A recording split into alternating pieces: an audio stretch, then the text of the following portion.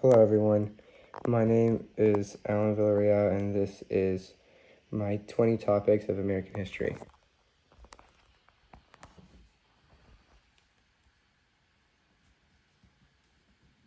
So the first topic I will be going over is the role of the state constitution.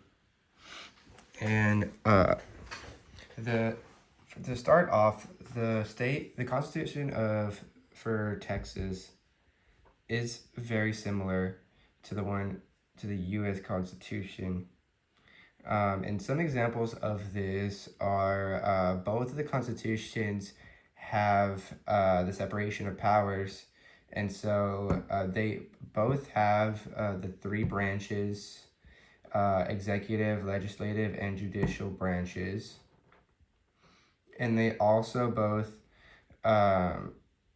present the idea of having federalism in their constitutions as well. So there's a lot of similarities in between both of these constitutions. However, although they may seem like they are alike a lot, there are some differences in the constitutions. For example, the Constitution for the state of Texas grants the right to have a system of public free schools, unlike the U.S. Constitution that doesn't. All right, so next is the Texas founding. So due to the fact that at some point the U.S. and Texas were both different nations, they both decided to create their own Declaration of Independences. Even though Texas didn't stay independent for long, despite how long it took them to actually become independent. Sorry, I may have had the camera upside down. So a little bit more about the Texas founding is Texas gained their independence from Spain in 1821, and then in 1824, because they had not had the time to create their own constitution, they used the Mexican Constitution as their first federal constitution after they became independent. And then, like an example of Texas following the Mexican Constitution was that they would follow Catholicism as their main religion for the entire state. So next is the Constitution of 1876. So this constitution was began to be made in 1875 after a constitutional convention was called. And they had 4 goals for making this new constitution. And those 4 goals were limits to power, restraints to spending, strong popular control of the government, and promotion of agrarian interests, especially for small local farmers. A little bit more about the Constitution of 1876 is because of how bad their experience was with Governor Davis, they created many new limits for the government. So a lot of the governor's powers were changed. So some of those some examples of that are they made part-time legislature. They limited the salaries of government's power to tax. Some more examples are schools were segregated, no compulsory education laws, and regulation of railroads and banks to aid farmers.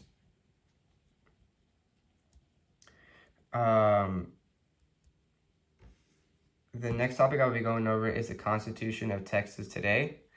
The Constitution of Texas is known to be a very old document that can still be viewed.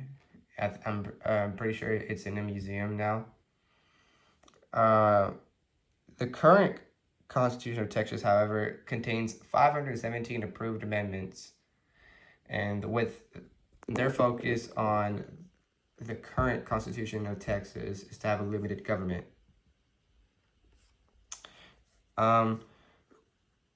However, with the current constitution was written to prevent the expansion of governmental authority, and this makes it difficult for all state officials to be able to actually run our government efficiently, and it has caused a lot of issues within our government.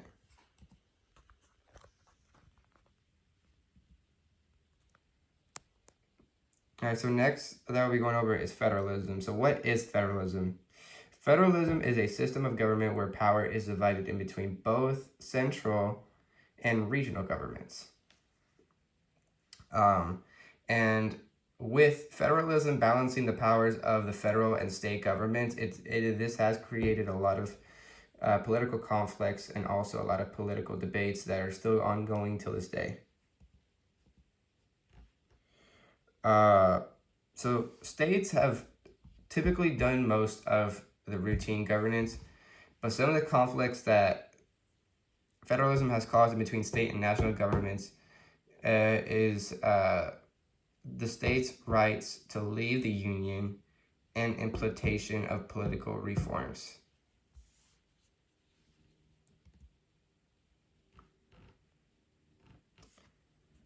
So here are some pros of federalism.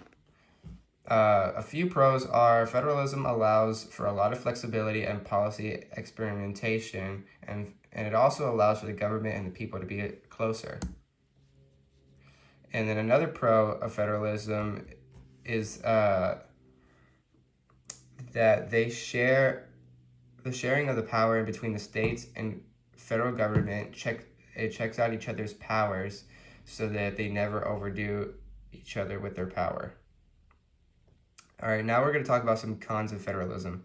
So some cons of federalism are federalism makes it difficult for the government to be in a clear and uniform manner. And it would also be good in having uniform policies throughout the nation, and federalism prevents from us having that.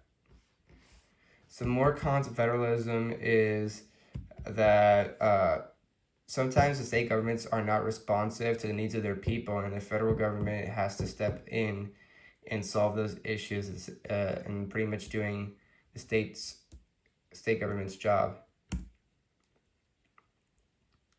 So next I'll be talking about the federal system under the Constitution. The Supremacy Clause prevents states from being inconsistent in the U.S. Constitution and with national laws, but it also increased the national power in defense and foreign policy. So another big thing about the federalist system under the Constitution is that the 10th Amendment protects states from overexpanding national power, and as well as within the 10th Amendment, states derive their sovereignty from people and state constitutions. States also get to have their own separate powers and responsibilities due to the 10th Amendment. So next is Texas party politics.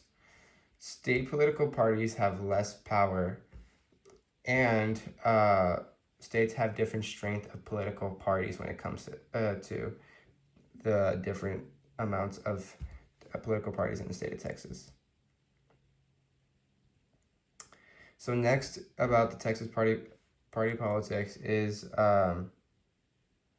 that local issues are usually not ideal to have whenever going over politics.